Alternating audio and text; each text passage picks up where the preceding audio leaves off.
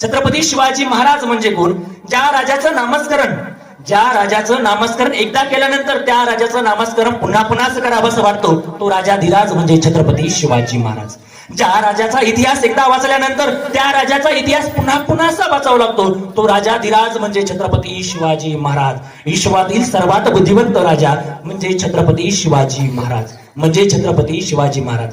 खरं तर ज्या माणसानं या महाराष्ट्राला नाव दिलं तो महाराष्ट्र खरंच महान असला पाहिजे. ज्या तुकोबांच्या अभंगवाणीतून विचारांची वाणी संपूर्ण महाराष्ट्रभर भरली त्या तुकोबांचा महाराष्ट्र खरंच महान असला पाहिजे.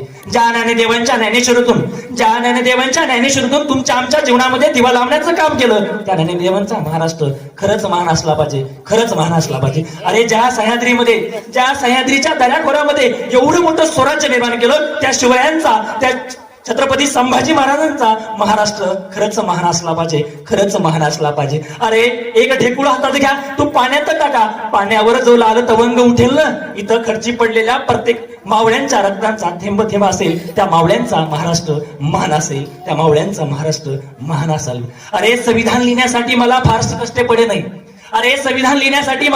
कष्ट पडे नाही, कारण माझ्या समोर होतं छत्रपती शिवाजी महाराजांचं सुराज्य, म्हणून मी संविधान लिहू शकलो असे म्हणणारे डॉक्टर बाबासाहेब आंबेडकरांचा महाराष्ट्र खरंच महान असला पाहिजे. अरे बोथट झालेल्या कुष्ठरोग्यांच्या बोटावर जर कोणी प्रेम केलं असेल ना, त्या बाबा आमटेंचा महाराष्ट्र खरंच महान असला पाहिजे, खरंच मान असला पाहिजे. आपली जन्मदाती मुलं तुम्ही आम्ही सुद्धा